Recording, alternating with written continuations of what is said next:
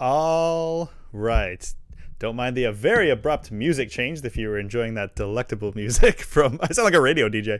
As we're enjoying that delectable music from a lovely game on the PS2. Hey, look who it is. A new face here on the Experience Point. This is a pretty special episode for me. And I know it is for you because we're going to be talking about one of this person's favorite games of all time, maybe all-time favorite game. This is Sam Martino from Dogwood Gaming. Welcome, and thank you for spending your time here and experiencing this with me this evening. Yeah, thank you so much for inviting me. Yeah, so... And thank you so much for coming to my panel. Yes. and remembering me after all this time. Oh, man. I could not forget. And we'll definitely get into that. But yeah, we could just get right into that.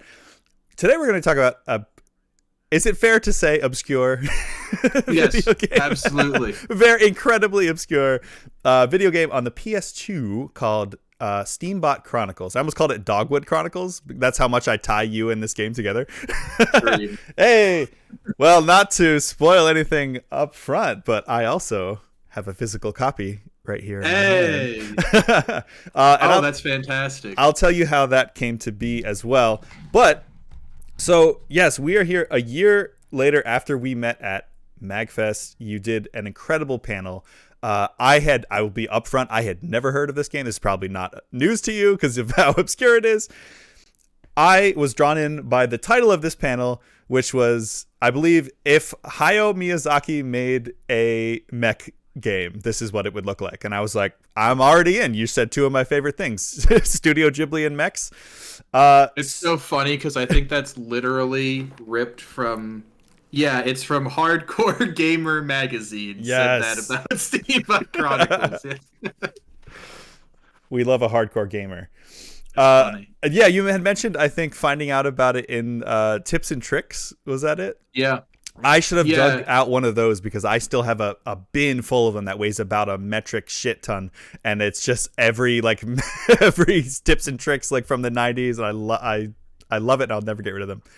I had so many of them. I only kept two of them because there was this one which has it's a guide for how to 100% Steambot Chronicles, which honestly is like more complete than like most of the online ones that exist. Right. But the other one it's a 100% guide on the original Yakuza, and that's what got me to play the original Yakuza game when it first came out on PS2. That's so funny you mentioned Yakuza because so you're, aside from my normal guest, which is Josh from Still Loading Podcast, definitely if there are any new people here, definitely give him a follow.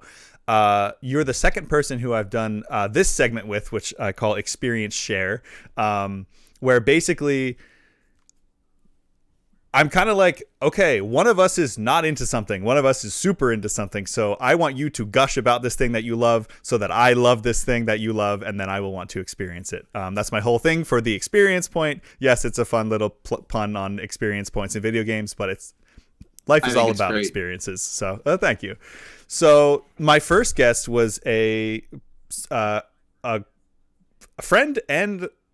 I almost said friend and enemy. No, friend and speedrunner Risaru. If you follow any of the Games Done Quick stuff, she runs like Sonic R and I think Sonic Adventure 1, and as far as I knew, like pretty up there in terms of rankings in the speedrunning community. But she's always on GDQ and stuff. I had her on because one of the other things she loves is Yakuza. So I did an experience share with Yakuza because I've never touched any of those games. And I was like, yeah, just tell me all about it. And so I'm probably going to start those soon. I have to pick up Yakuza 0.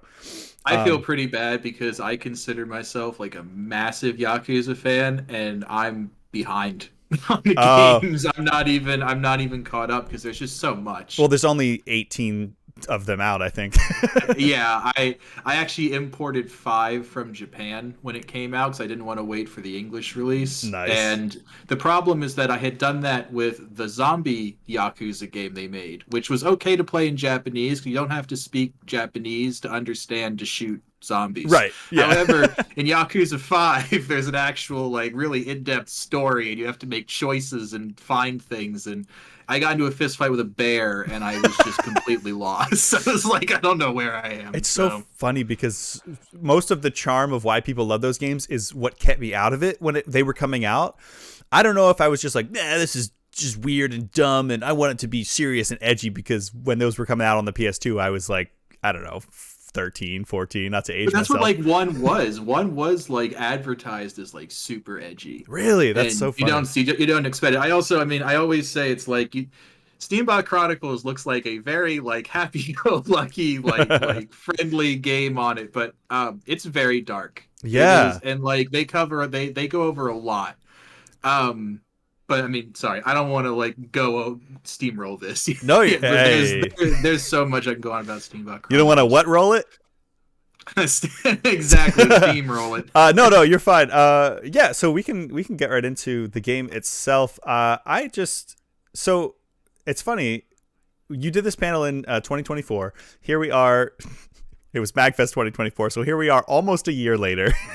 And Yeah. I had been wanting to reach out to do this, and I kept putting it off and kept forgetting about it. And but it's always been in the back of my mind. And so now, actually, in 2025, I believe this year is the 20th anniversary of at least the Japanese release, which is another extra special reason to talk about it. Which actually, I think it was the 20th anniversary of Yakuza last year when I talked to Risaru about that, which is hilarious to me. So 20 years on, what, I guess, first tell me about, I mean, you hinted a little bit of how you discovered this game, but talk to me about experiencing it for the first time and what the hooks like dug into you that led it to be. I think you had said, is this your number one game of all time? Oh, absolutely. By a long shot? Still is. Yeah. Okay. Yeah, I mean, there's definitely a lot more games as I've gotten older than like newer games that I love, but there's just so many things that like Steambot Chronicles has done that nobody else has been able to replicate. Yeah. And it's like things that it's like I try and put in my own game design because nobody else does it, and it just adds, I feel, a lot to a game. But I mean, there's so much. I mean, even down to small things like in Steambot Chronicles, every single character is named. Every single NPC in that game has a unique name. That's awesome. Be it like a Mr. whatever or what their name is, or they'll be like Nervous Man. Yeah. And what really gets me is that the people that are named like Nervous Man, when you go back in the epilogue, they're named like Confident Man, and they tell you how they've grown as a person to become and like almost every character has like this development. Which is crazy. Wow. Like, even the most obscure small people will have like changes when you come back. I remember you talking about this in the panel, and I was just blown away. The little details, which I mean, for anyone which is probably everyone who hasn't heard about this game, what are some of the things that you wouldn't expect from a 20-year-old game? Like, I know, for one, you talked in depth about there's a whole stock market functionality. Yeah, the fully functional stock market that I still have not seen properly replicated by that. And what I think is so interesting is that the one game that comes to mind that tried was GTA 5. And they did not get as in depth as Steambot Chronicles did with it. And because it was like in GTA, you could buy stock in like ammunition, and then if you went and bought more guns, the ammunition stock went up. And like there are like the ways to like max out your money in that game is to manipulate the stock market through different missions. But in Steambot Chronicles, it's like, yes, there's big moments that can manipulate the stock prices, but it's so much of the economy and like what goods are being moved and how frequently they're being moved, and like as well as the quests and the people around them, that it feels like a properly functioning economy, not just I do one thing, price goes up or down. Yeah. It's like the actions over time actually make a difference. Yeah, when you said that in the panel, I was like, oh, okay, that's kind of cool. There's like a little Animal Crossing style, with the turnips. And then you explained it more in depth, and I was like, oh my God. Like, this could have been a game on its own. Like, I remember you saying something about, I don't want to spoil too much, but something about like the railroad functionality where it's like you can help the railroad. Go to the railroads. Okay, yeah. It's like you can help the railroad grow, or you can wait for it to completely collapse and then buy it all up, and then do everything to make. Yeah, exactly. Right. And like, and it's a whole thing because there's so much, like so many levels to it, because like, with like growing the railroad, it leads to, there's a whole side quest, which it's probably my favorite side quest part of the game. Is It's called Mem Village, and it's a village that's been cut off from the modern world for like 40 years. Mm. So like they have no idea what mechs are. They're all using horse and carriage, but you can help the railroad, or like you like go across the lake and you meet them, and then you help them develop, and you get the railroad over there, and houses come up, and then the mayor discovers that he's growing truffles in his backyard, and then suddenly he's built this enormous home, walled himself off, and like he now sells truffles exclusively to you that you can then go sell to luxury hotels, which then increase the stock prices of all of those Oh hotels. my god. It's a It's lot. I mean, I treat it as like an economy simulator.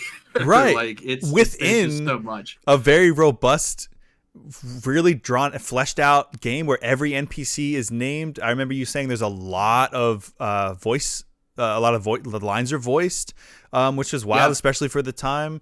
Because I mean, I keep forgetting that this is 20 years old now at this point, and like at the time, like I think you had mentioned it in the panel, like Persona 3, I think was just about to come out, or maybe had just come out, or I think was Yeah, about it to. was a weird. It was a weird. It was. I think it was this. It came out in the U.S. early 2006. Yeah. So, it was like we were just about to get, I think, the Xbox 360, and just Yeah. started to get big games like that. But in terms of like big open world games, there weren't really that many options, I feel like. And especially for like a turn of the century mech game, there wasn't really anything else like it. Yeah, and I also like to speak to that. I remember, so I went into this panel completely blind.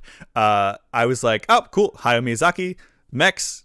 It sounds cool. I'm sure, it's a PS2 game, so obviously, and as you're speaking about how robust it is, I'm like, okay, it's gotta be turn-based RPG. And then you keep talking about it more, and it's like, no, you're in control the whole time. It's more of an action game than anything. The RPG elements Yep. are just you just getting new parts for the mech, or for the Trotmobiles as they're called.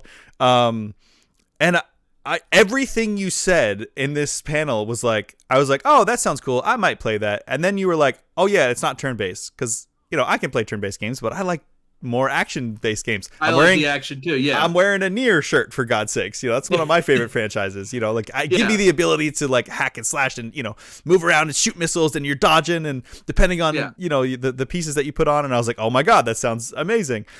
And then it's like everything you kept saying, like, oh yeah, you can like hunt sharks, and you can make like shark pieces for your thing that can go in the Yeah, which water. then make it go faster in the water, Yeah. and like, I was and like, yeah.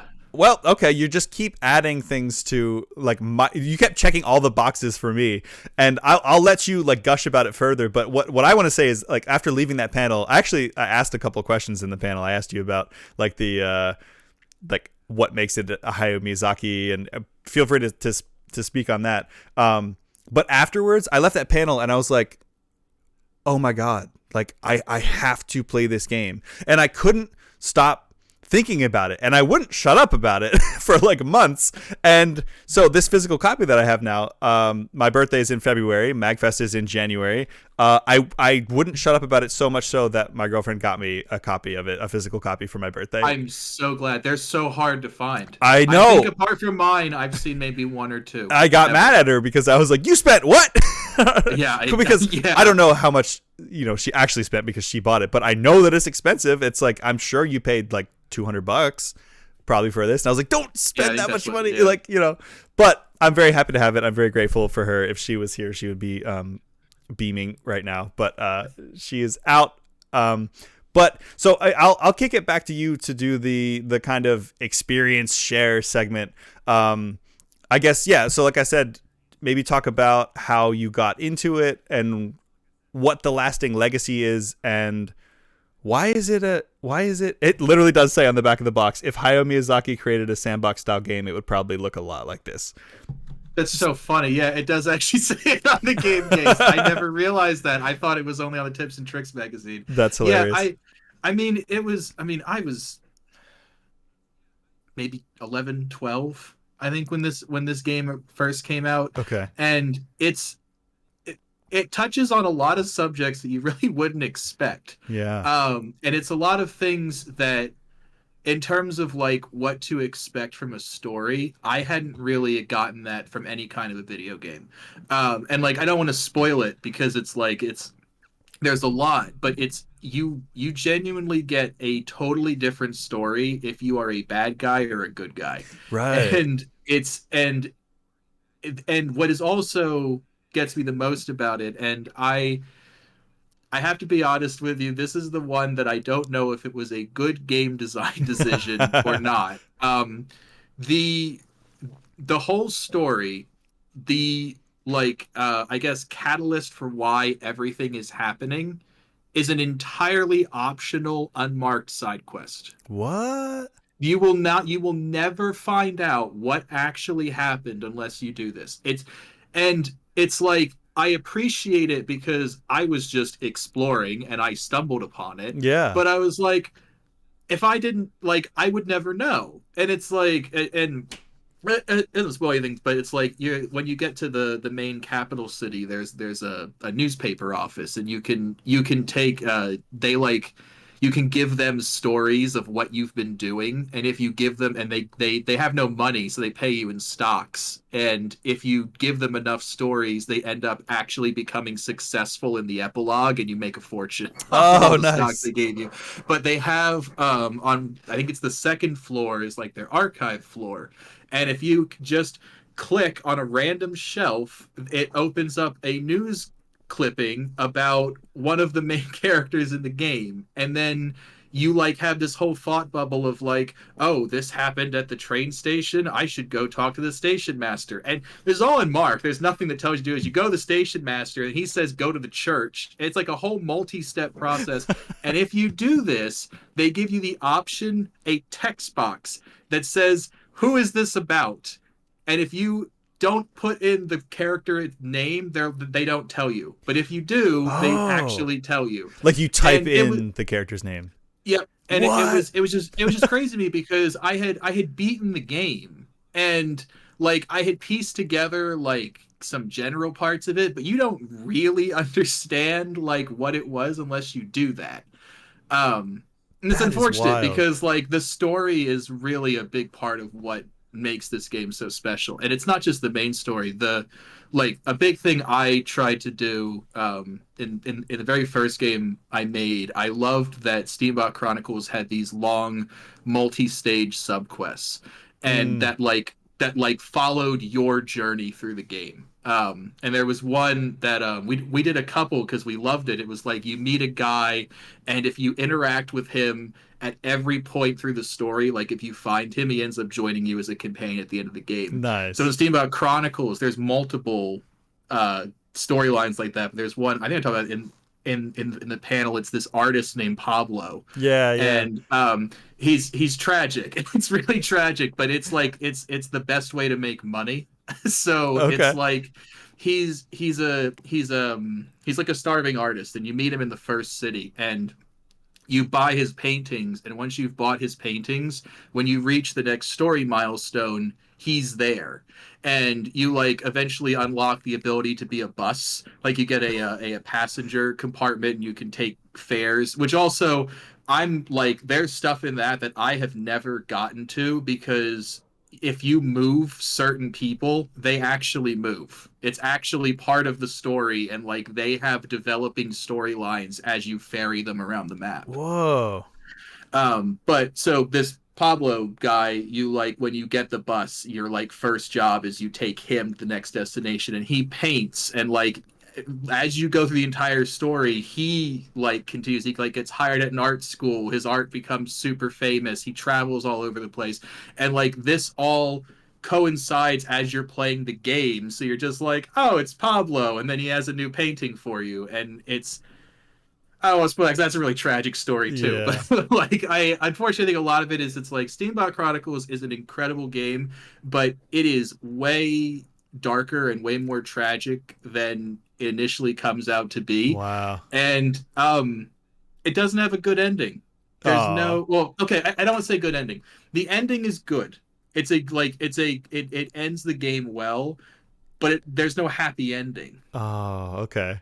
And not to say it's a negative ending. It's, Right. you know what I It mean? doesn't Like, and end I the way think that that's how most it's, games of the era you would think would end. With the characters just kind of walking all hand in hand into the sunset, like, we did it, guys. and that's not what it is. And Yeah, and I think a lot of that is why it's like if Miyazaki made a game, like the yeah, story is not what you would expect it to be. And then you like, and then there's the epilogue. There's a whole epilogue to the game, right. which there's still stuff in that I haven't fully explored, because like, just to let you know, and this is something that I've been trying to do for a while, because I nobody has documented doing it legitimately, is, and in the epilogue of the game, you at one point end up fighting a war. This is in the game, and you fight on these massive sand battleships. Whoa. It's amazing. It's like one of the centerpieces of the game. It's one of the coolest things You ever. I just love it. keep adding things that are checking my boxes. Like, that sounds so sick. But so the one that you destroy, that like is the one that you're fighting against. Uh-huh. That one is for sale at the end of the game. You can buy the deed to it. Okay. It costs so much money. I've bought the entire stock market. I have flipped Pablo's paintings like 5 times. I've Wow. like I've done so many things.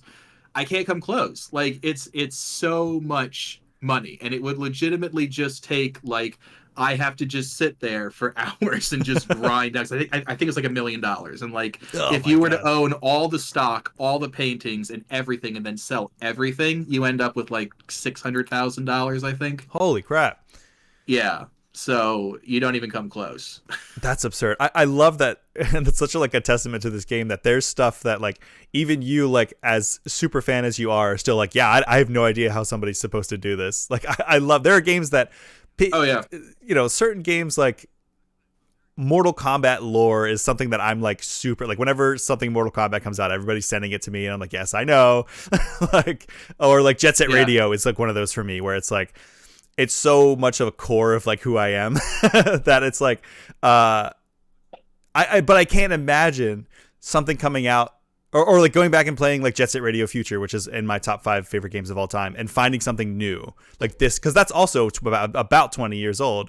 So it's just so cool, like how much detail there and how much love there is in this game, and how it feels so alive.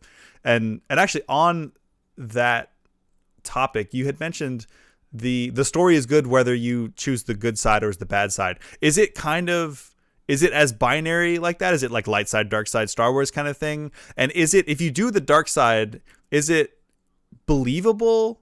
Because I've seen some games where it's like the characters, like looking at these, brightly colored anime ass protagonists with the hopeful sparkle in their eyes, they don't look like they could be evil. So a Yeah, lot of no, I times, don't even think any of the villains are actually on the box art, which I think is hilarious. oh, that's funny. Um, uh, yes, and I might try to think how to explain it, because I don't want to spoil any of the story. Yeah, please don't. It's not it's not black and white. It's a bit like they do like.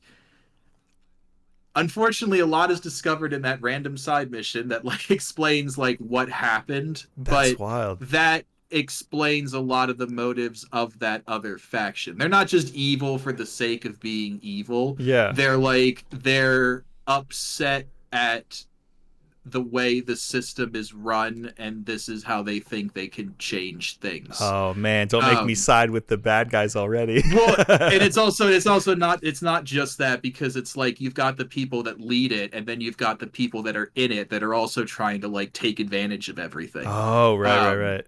That's like, so Ghibli. It's a lot.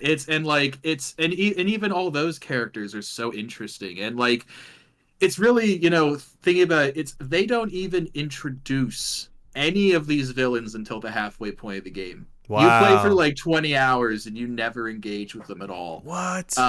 Yeah, and but I guess you can know they exist. If you like dig through the cities and you like explore everything, you can like find out that like, oh yeah, there's something going on, but like, it's not even revealed to you until the halfway point in Oh the my game. god. That's awesome though. It really is. It's it's funny because if you don't do any of the side content, you don't explore any of the game at all, you can probably beat it fairly quickly. Hmm. And but you miss so much because Yeah. the whole first half of the game is you're trying to find out who you are and what happened to the people that were on the ship you came in on. Hmm. And then once you get to the conclusion of that, then it opens up of like, well, what do you actually want to do? Like, you're here now, do you want to be a good guy or do you want to be a bad guy? And and I say it as like the good guy bad guy because the bad guy thing is like you're motivated by money. That's what they like. Right. They like point out that like you don't join them because you have like revolutionary ideals. You're joining them because you're like a bad guy. But there's more to it than just that. That's like when they try to recruit you, they take you to an underground bar. And when they're doing the interview for you, you can talk to the other members that are standing around there, and they're all like, "Oh yeah, once I got this job, all these chicks started talking to me, and like I get paid so much since I started working for them." And like they really lay it on heavy, but like it's Yeah. funny because it's like it's almost as if a Pokemon enemy team was like actually evil. I was getting vibes like that. Like Yeah, a if like team, maybe like a actually had Team Galactic, because they were, I think, probably the most evil of the teams. yeah, because like they do bad like these it doesn't excuse anything that the people in this game do. Right. So it's like, but I don't know. It's just so interesting and it's a shame because there's a lot that you don't get if you don't play the bad guy story. Yeah. Um, So and so you have to go through. I remember you saying there's a new game plus that actually changes. Like the story can kind of continues after when yep, you do a new game. So do you have to play if you want the full breadth of the story of the game? Do you have to do good guy game, then good guy new game plus, then bad guy playthrough, then bad guy new game plus? yep. Oh my god. There's and like it's a shame because like it's just done in a really interesting way. Have you played it at all yet? Have you No, started playing? I haven't touched Okay, it. I'm actually gonna play it tomorrow, for the do very the first good time. guy run first. Okay. Do Okay. because and then if you have questions and you want to know more about some of the characters, do the bad guy run because that fills in a lot of the blanks. Okay. I like that. Um, but it's just it's the epilogue is rough. Honestly, it's like I really don't know how to describe it because it's not that everything's bad, it's that everything is so different. And like you can Ah. genuinely see what you've done. There's a whole thing where in the port town you run into a lady of the night and Okay. she's like, hey, one of my clients left this behind, maybe you can do something with it, and it's the like blueprints for an automatic loom for like weaving. Yeah. You can then so what you do is you go to the stock market, buy up every single share of Hayabusa Mills, and then you go over to Hayabusa Mills and you give it and then the guy buys it from you. And he actually you have to be the one who goes up to the windmill and switches the power on, which causes all of the weavers who spent their entire lives working there to lose their jobs. Oh my god. You have to be the one to do it. That's Yeah, so and then evil. and then when you come back in the epilogue, they all went to different jobs and you find out what happened to them. It's actually funny because if you do that, there's a whole other thing where you can help this iron mine. And if you help the iron mine and put ads out, one of the weavers that got laid off ends up being the like cook for the miners. Oh, that's So so you cool.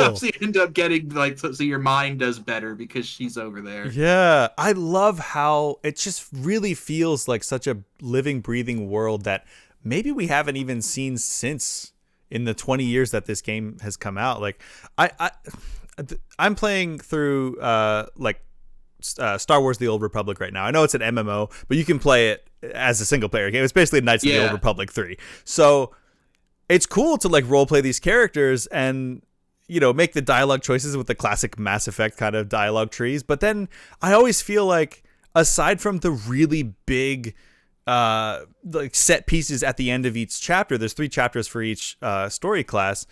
It doesn't really feel like much changes when you make these decisions. So it's really cool to hear that like you could make a seemingly minuscule decision and it'll actually affect a real person's life, and they'll go on, if they lose their job, they go to somewhere else, a different town, like they would in real life, and get a new job, and they'll show up there, and it's like butterfly effect, like exponentially exploding out across the world. That's so cool.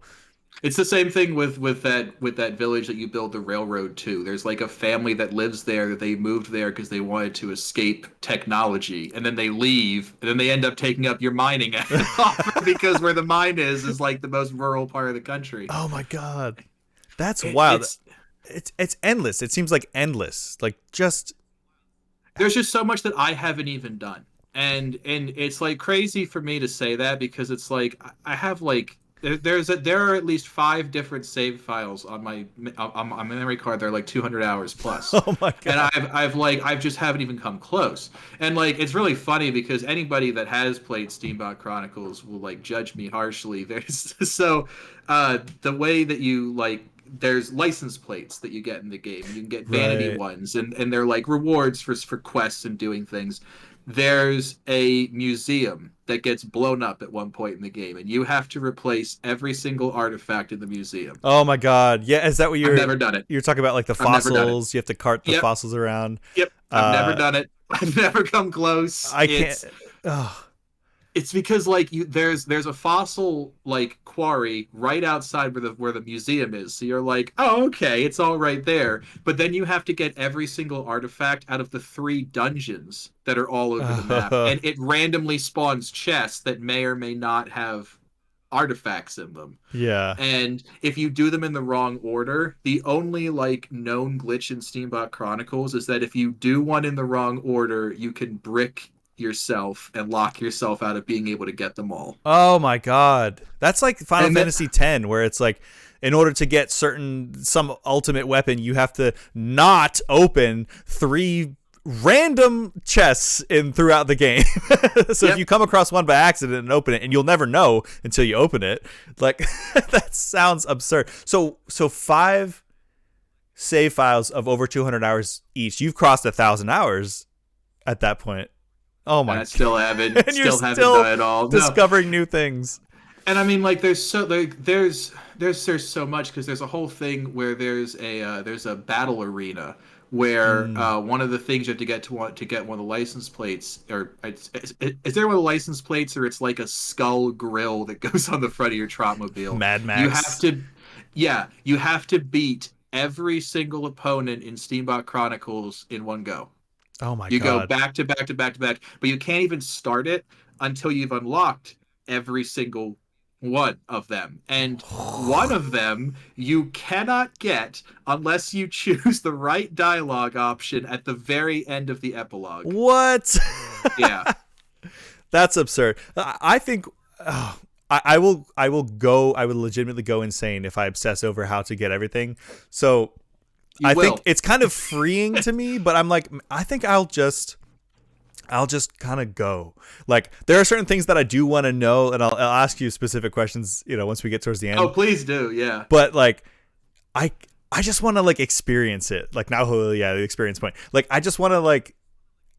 I have a feeling that once I get into this game, I'm just going to kind of let the winds guide me, so to speak, and just follow. Just explore everything. Yeah. Everybody's important, even if you don't think it. Every single person has some importance in some way or whatsoever. I love that, because when you get into huge games like this, especially from this era, I'm like, I don't care about like, NPCs are like, yeah, oh my god, you go up and talk to somebody and they're like, oh no, my cat just ran away with I don't know, a loaf of bread or the tuna that I was gonna go get my cat, and it's like, okay, and you go and get the cat and you come back. But it's like, and then they're like, thanks, here's 5 gold. And it's like, this is not, so I usually don't end up talking to a whole lot of NPCs when I'm playing, games like this. So it's so cool to hear that the side quests and the NPCs are really interesting. And they seem to be kind of woven into the main story. Like, I think the last game that I saw that really did that compellingly was Horizon, the first Horizon game.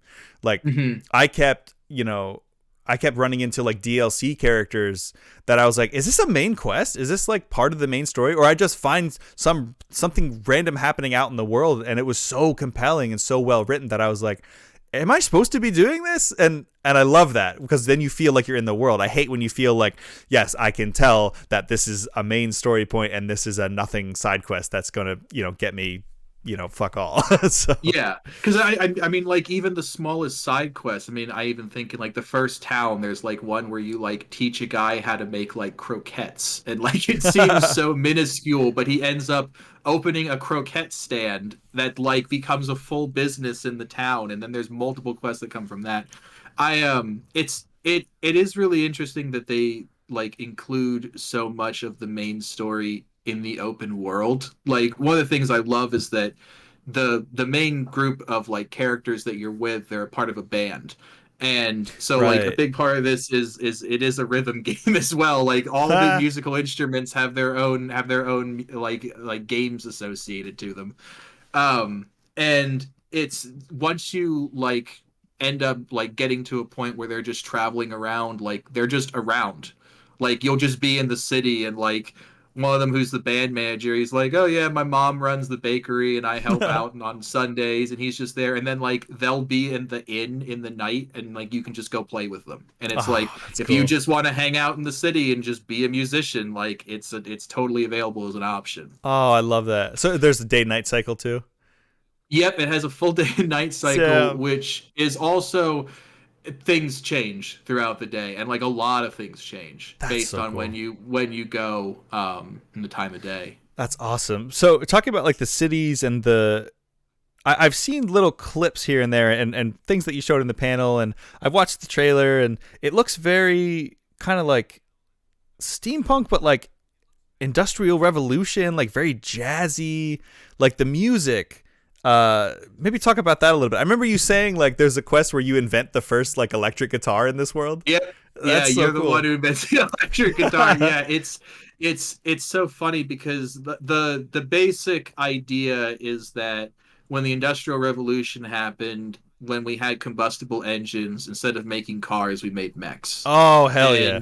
And so it's like imagine like it's like the early 1900s That's is cool. when this is set. So that's so it's like you get I forget how you even do the like the electric guitar. You end up finding like a mini engine, and like one of the band members like has a fit, and he like leaves the band because he's upset that he like can't find a sound heavy enough, and like it leads to you and him like discovering rock and roll and electric Oh. guitars. And then it opens up that you can now play in the rock band, and Oh, it sick. actually opens up a whole bunch of new haircuts So do you? Oh, that that's you awesome. yeah. Do you like kind of choose what music styles you play then? So it's dependent on what you're doing. Like, every band has their own style. Like the like rock band, they only play the one electric guitar song. Okay. The main band, Connie's the lead singer, so like everything's kind of based around her vocals. But then every single instrument also has a song associated with it, which ends up being a random theme of a random map. Like, so it's like Oh, the like song for the violin is the Desert Bazaar. Or like the interesting. song for like the like bass is like City Evening. Like, so all the instruments have like one of the background songs that they can play. That's so interesting when you talk about a game like this. I don't know. Obviously, I wasn't there when they made this game. I'm not an old Japanese man. I don't know the decisions that were made when they made this game, but that feels kind of intentional, right? Like, I wonder about the lore implications of that. Like, I wonder, now you're painting this vivid picture of this game for me once again for the second time. Like, I'm imagining like maybe the characters go to this desert bazaar and the sounds that they hear inspire them to make this music, which is why when you go to the desert bazaar, it sounds like the music that they play, you know? It's really nice because every like, especially with the music, it all feels very intentional. Like the music is a massive part of the story. Like, That's I so mean, as you're cool. going on, like Connie writes a lot of the music as you're like going through the story, and the songs relate to like what's going on at that point in time in the game. I love that. Um, So it's and not it just. Oh, sorry. Go ahead. No, I just I mean it's the only like promotional thing they ever released was a mini harmonica. Whoa! Because when you start the game, you have a harmonica, and that's like how they introduce you to the music Does mechanics. that function? I think so. Yeah, it actually does. Oh my god, that's so cool. Do you have like an air duster you can play through it, or because I don't Oh, want you to open it's it? still in the thing. I haven't even opened it. Oh, I thought it was Um, like on a card, like a. oh no, no, yeah, no, it's still it's Oh yeah, packaging. no, I don't open that. but like it's funny because you legitimately can join this professional band and just play a harmonica the entire time. And That's no one will awesome. stop you. So I guess I thought from the little that I saw that it was just your main party that plays the band. So you can join other musicians across the world and play with them. There's only a couple. Like I, you know, the electric guitar is a notable one because that opens up a whole other band you can play with. Yeah. But one of the it's like it's a interesting way to make money is you can just busk on the street. Like it's Nice. literally like because so this in the cities you don't have free movement. You like choose parking lots and destinations, and then your Trotmobile goes to them. Oh, okay. Um, So it's kind of like, so well, not to keep bringing up Persona, but it's kind of like Persona 3, how you just keep going, like you just choose a location and then it's like, now you're in this little area. But it'll like you have to wait at traffic lights and there's traffic. It's Oh, like wow. trying to get there the whole thing. But at the different parking lots, you can play music. So you can just pick any instrument you want and you can play them. And like you can get like a stage arm part. There's like a charity box.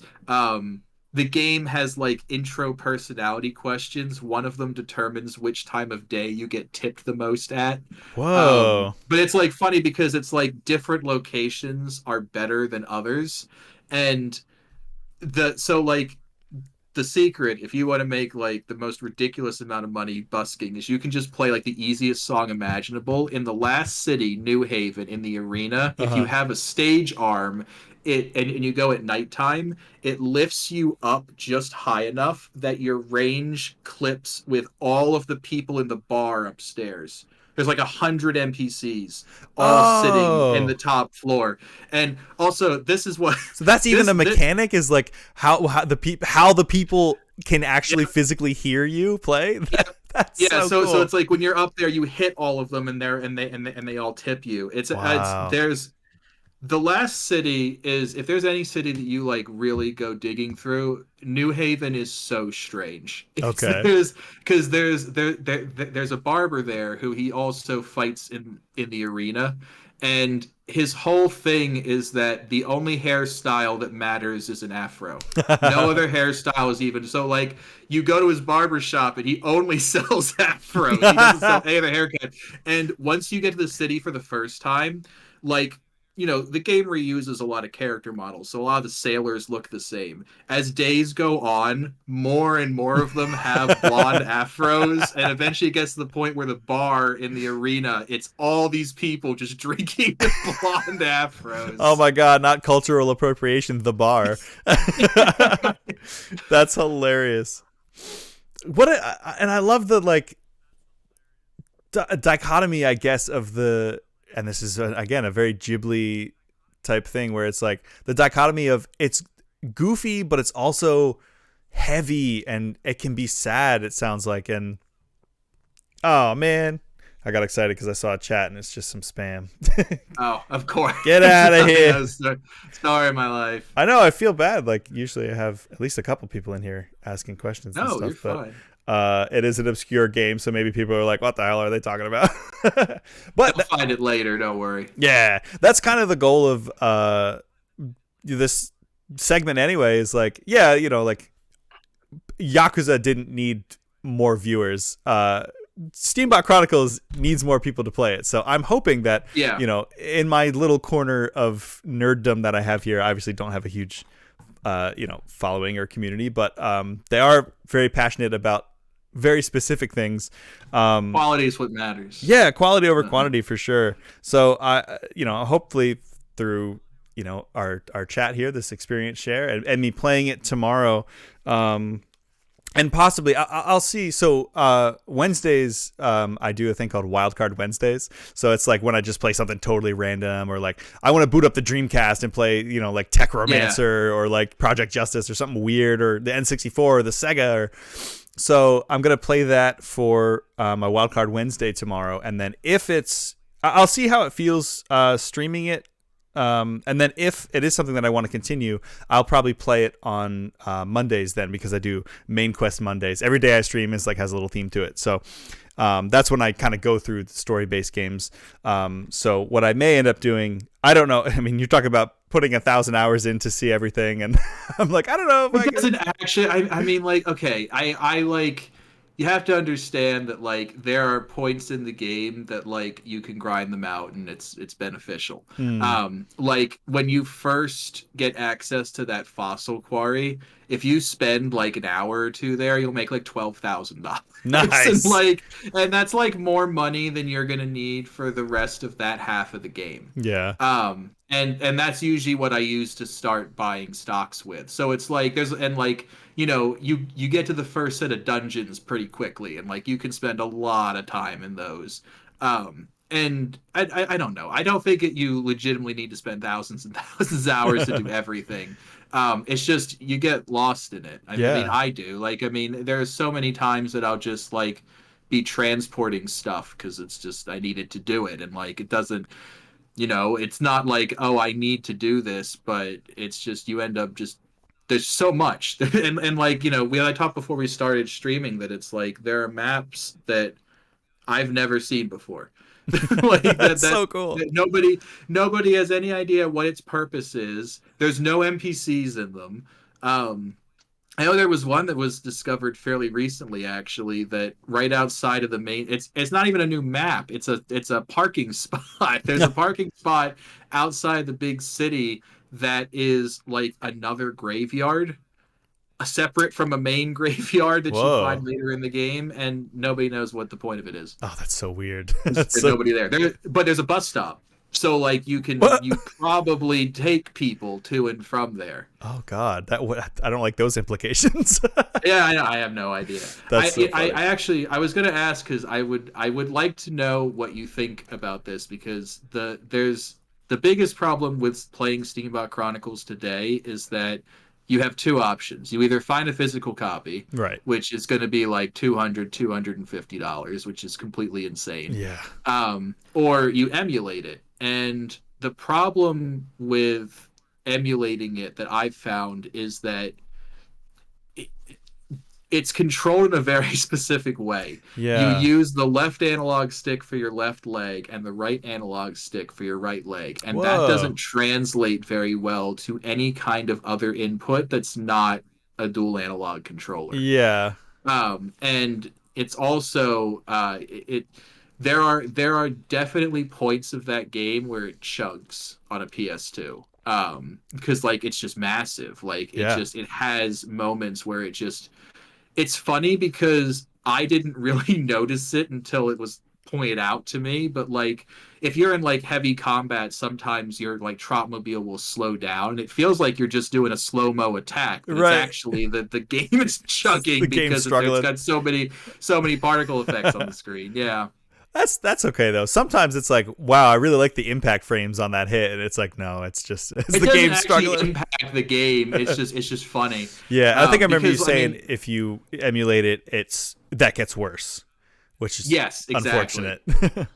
Yeah, and because like you can really, those maps are massive, and like in terms of like loading screens, I think even like the biggest city, it's separated into two halves.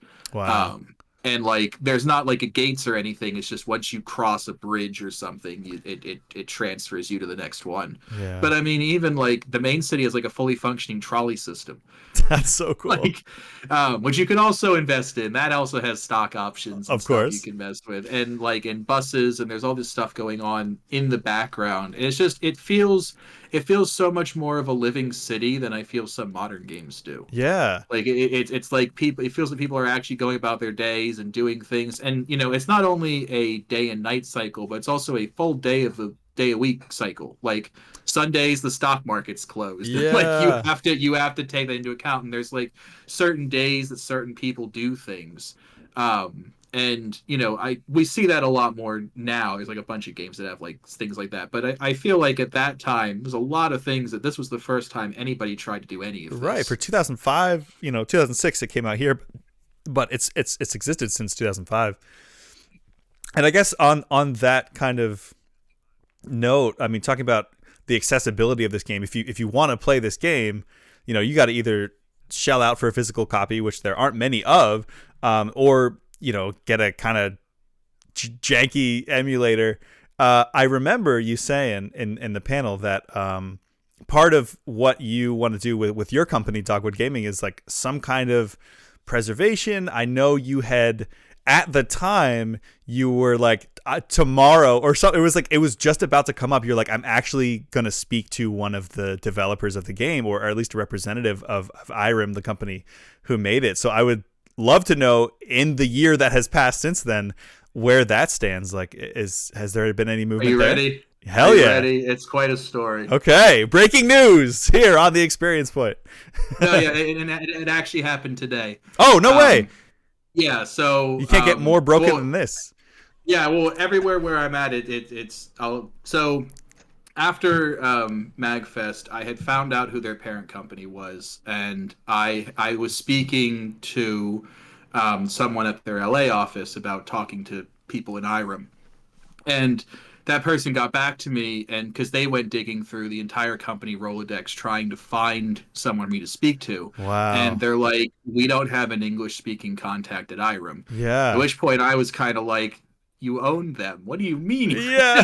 English-speaking contact at Irem. And I was like, and they were like, yeah, here, like, all I was able to get was their company card. And so and it included, I had I don't know if I had sent the email yet, but I had gotten an email for Irem, and I paid a translator to get it in Japanese, sent it to them in Japanese, didn't hear anything. Right. On this company card, it had a fax number. Right. And I forget who I was talking to, but they were like, "Oh, you should fax them. Like Japan uses fax machines." Which is just wild to me. Really? They're so advanced. We were talking about this. You had mentioned, you're like, I have an update, but it involves fax machines, and I was like, but of course it does, because it's Japan. Yeah. Like, they're so far advanced in so many ways, or maybe we're just behind in some of the ways that they're ahead. But then they're like, like, I feel like in terms of technology and stuff, we're like in the Stone Age, but then they're like, yeah, fax me or like page me. I'm like, you still use exactly. those? Yeah, no, it's crazy. And it was so funny because I literally went to the UPS store, printed out my email, and I was like, "Can I fax this here?" And like, I was like, we're like filling all the forms, and I'm like asking them questions, and they're like, "I'm sorry, that's a Japan question. I don't know." That's wild. And then actually, the hardest. Oh, sorry, go ahead. Not to interrupt, but I think it may help to offer a little bit more context to those who don't know. Was it like the master files and everything were destroyed in the tsunami of 2011? So they were working on a sequel. Oh, Steambot okay. Chronicles. We were getting Steambot Chronicles 2. It was shown at, I think, Tokyo CES. It was like 2010 or something. Right. And then the tsunami hit and took out Irem's offices. Oh my god. And unfortunately, like it destroyed everything. Yeah. So they had to cancel all of their projects, and they sold off almost every IP they had, because they were actually they were published by Atlas. This was like, I think that this is one of the last things Atlas did before they exploded. Because of Persona 3. Now. Yep. Yeah. And then and then after that, the IPs just kind of went into limbo. The guy who was behind a lot of the Steambot Chronicles stuff, his studio is all in on, it's called, I think, Disaster Report. It's a disaster survival game series. It's like really popular in Japan. It's funny because there's actually in Steambot Chronicles, one of the side missions is to help rebuild a movie theater, and you find a disaster film, and it's literally just gameplay footage of the current disaster report. Oh my god, that's hilarious. And so Shared that's all they were universe? doing. And then they were like but people would ask me like, well, what happened to Steambot Chronicles? They'd be like, I don't know. Like when the company was gone, it probably ended up in Japanese IP hell, and nobody knows what happened to it. Yeah. Um, and then it turned out that Irem still exists, and they're owned by a company called ISO. And it was funny because Irem now pretty much exclusively makes pachinko games, Oh but no, not the Konami route. yeah, but when you go through their like games we've made, it's like pachinko game, pachinko game, pachinko game, Steambot Chronicles, pachinko Yeah. game, pachinko game. It's like that's the only exception, and it's so weird. It's so like they obviously held the IP, but they weren't doing anything with it. Right. And it has been so hard to get a hold of them because there's no English contact. And so when I sent that fax, like I sent it I don't know, 3 p.m. So it's like they were getting that fax at like 1 o'clock in the morning. Yeah. And there was no way to time my fax because I was doing it at the UPS store. Yeah. Never heard anything back.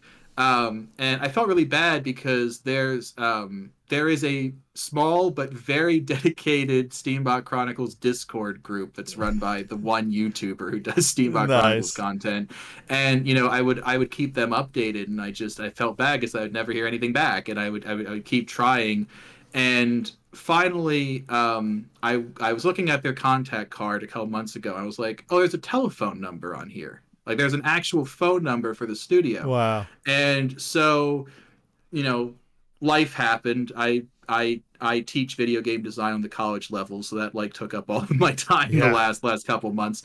And it was funny because you had reached out to me and I was thinking about it. And so I finally went on Fiverr, paid a translator to call Irem for me. Wow. And we got a response. No way. Yep, they actually got a hold of Irem. I couldn't believe it. We got a direct email contact, and we are talking to them about it. We just sent the email and just made contact with them. So I don't know. I don't want to promise anything, but like they seemed open and interested. I think it's Yeah. just a matter. It's going to come to the matter of like what the price is. I mean, honestly, that's what's going to be is what they're going to want to license it. But what's funny about Steambot Chronicles is that there's a couple really like big YouTubers that love it.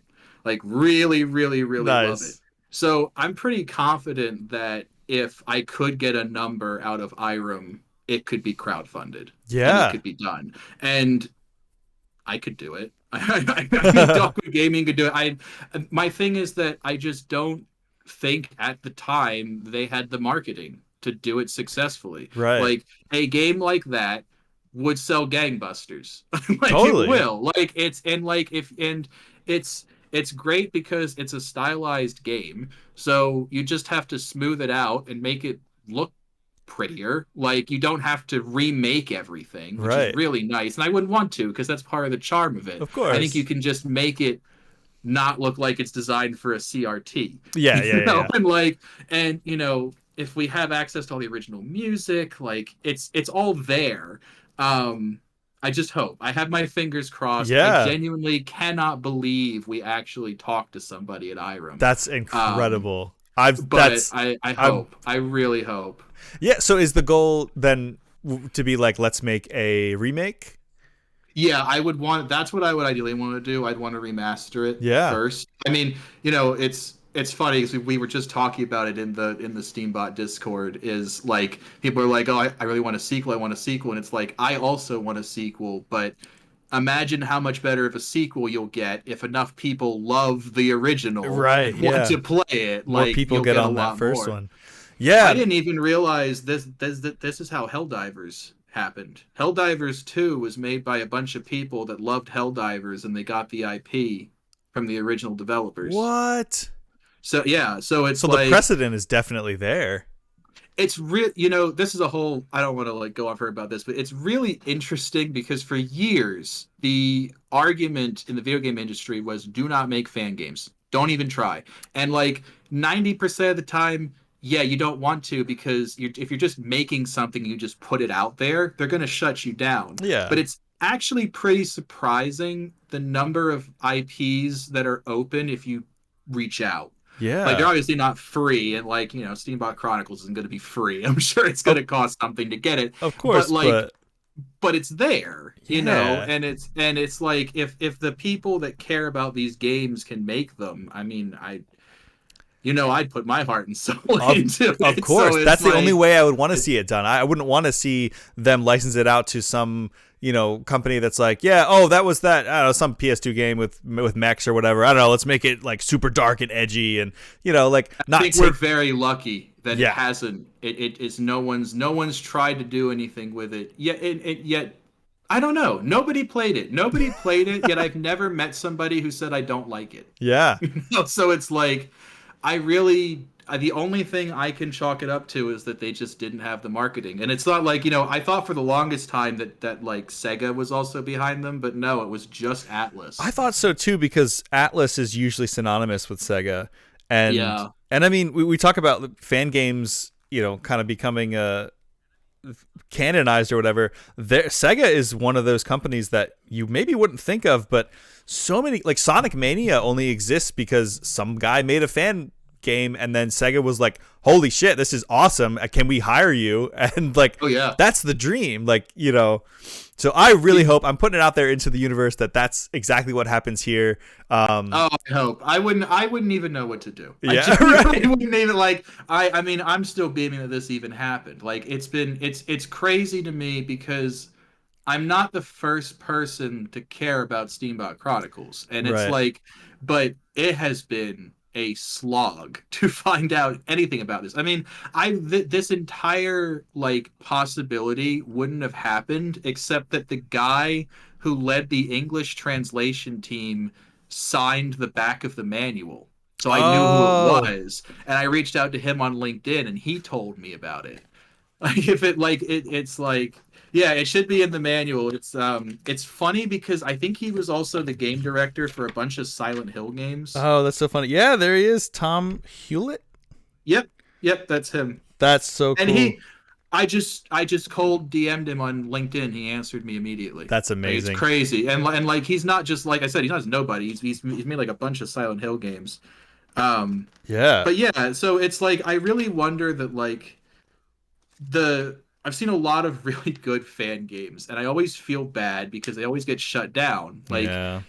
Helldivers is an oddity, but that's because they went about it the right way and they acquired the license for it. Yeah. But like there was a guy who was making Jack Nicholson Batman game, and like that looked amazing, Yeah. like absolutely incredible, and it got shut down as soon as his first trailer came Of out. course. you Yeah. know, That's so the kind it's of thing you like, just have to, if you're going to do that and use licenses that you don't have and likenesses that you don't have, you have to finish it completely and put it out there first, because you will get C and D'd so fast. immediately, yeah, and If I could, and that's oh, sorry, I was just going to say, if I could no, no, go ahead. just boomer for a second, I miss full color manuals, man. I really do too, and they did a lot with the Steambot I know there's Chronicles really cool line. art in here of these characters, and like, I Yeah, that's my little soapbox. It's so funny that so I think you and one of my equivalents of this is a game called Phantom Dust on the original Xbox. I don't know. Have you heard of it? no, I haven't. Okay, so I never had it's an original Xbox, unfortunately. okay. So it was a super small studio. They made this incredible game. It like nobody played it. Majesco bought the rights, and that was the only reason we got it over here. And then Majesco immediately went under. But it's basically imagine Magic the Gathering as still a card game, but as a very weird Japanese post-apocalyptic, like psychic battle action game. Okay. So like your characters are running around in like a torn up, twisted, like post-apocalyptic world, like a highway level where there's like a bridge that like twists up into the air and it kind of looks like a twisting like DNA strand or something. And you're jumping around and throwing fireballs at each other and stuff, all in real time, like an action, like a what would they call that? Like an arena fighting game. They're not quite a fighting game, but arena battle game, destructible Yeah. environments and everything. This is on the original Xbox, and it looks like an early 360 game. And but you all your skills you get from these like cards, which are basically like you build decks, and it's arsenals instead of decks and skills instead of cards. But there's a card game that you're playing as a real time fighting game, and I've never seen anything like that. And since or like before or since. And so this is my Steambot Chronicles, where one of these days I'll do an experience share where I will tell people about this game.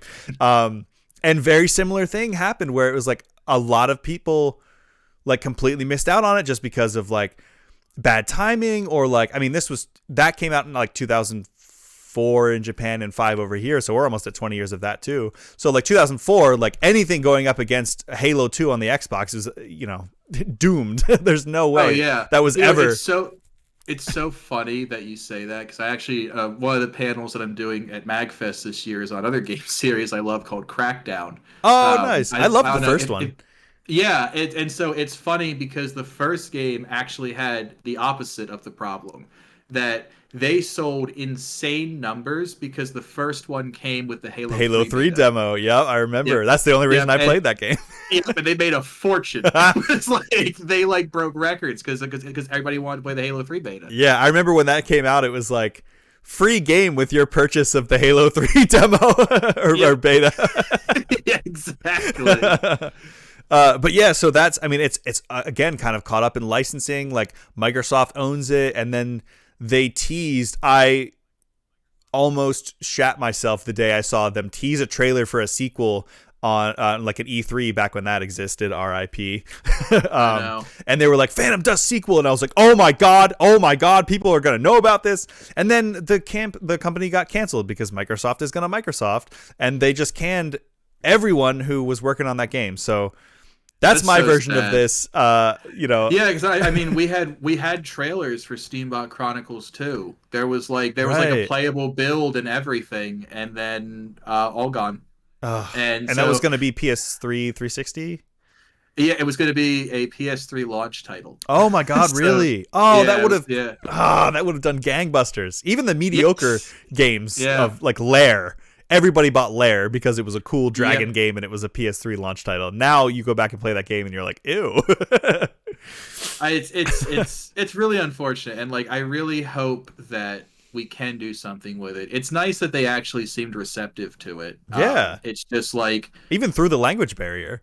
Yeah, it's just I just don't know. Like, the video game industry is not doing the best right now, and it's especially difficult for indies. That it's like, I don't know. I want to think that this is something that you would be able to crowdfund it. That's what I would ideally want to do. I would want it to be made by the fans. Totally. It's just I just don't know. I think it's just going to be hard because it's such an obscure game. As much as I love it, I think it's still quite an uphill fight. Yeah. Well, I was telling you a bit off mic, or on mic but off stream. My girlfriend and I are making concrete plans to move to Japan, so consider me your inside guy if you ever need me to like contact somebody while I'm over there. I like can go bang on their door. Do. Where's Steambot Chronicles? Steambot Chronicles wa doko desu ka? Like, I know a little bit of Japanese, but not enough to have a conversation, especially in like Keigo, which is like their business level. Like, if you speak in business terms in Japanese, it's almost like a whole nother language in and of itself. So I'm like, I'm barely gonna Japanese for 2 years, and okay. So nothing stuck with me at all because it was so much. Right. It is a lot. I'm slowly going through it. I'm starting to memorize like a bunch of kanji, and I'm like, this is where I gave up the first time when I studied it in college. Let's say if it makes you feel any better that there are people that were born in Japan, studied it their entire lives, and they're still learning kanji characters in college. So. Right, because there's like thousands of them. Yeah, but I'm sure it'll be fine. Anyway, we're a little over an hour now, so I don't want to keep you too much longer. I think we definitely, I will speak for myself and say I am as hyped as ever to play this game tomorrow. I definitely want to get that Discord off of you before I play tomorrow, because I'd love to like let them know that I'm experiencing it for the first time. Maybe Oh some yeah, people will come please. in And they're and like super supportive. Like I wouldn't be surprised if you had people jump in. awesome. Yeah, I hope so. And I want to hear like the reason why I do this live service, not live service. God, I hate that I'm so used to saying service after live. Can we please stop with live service games? That's the soapbox that I usually get on. The reason why I do this live, I used to just like set up the camera and record a footage and record me and then edit it all together and put it on YouTube. And it was like, that was fine. But I love having the conversation in real time, like playing a game that people love and having people be able to come in and be like, oh my God, did you know that, not quite backseat gaming, but like, oh, if you go behind that rock, there's something cool, or, talk to this guy and he'll, whatever. And this seems like the perfect game for that. So I would love to engage with the community a little bit, especially for much like Phantom Dust. Whenever somebody's playing Phantom Dust for the first time, they all come out of the woodwork and are like, yeah, more, one of us. So I'm super. Well, I will say you have to promise me that when you play it tomorrow, there is a bus that you will come across. Okay. You got to make sure you pick up the bus. Pick up the bus with your Trotmobile. Okay. Trust me, I'm not leading you astray. No.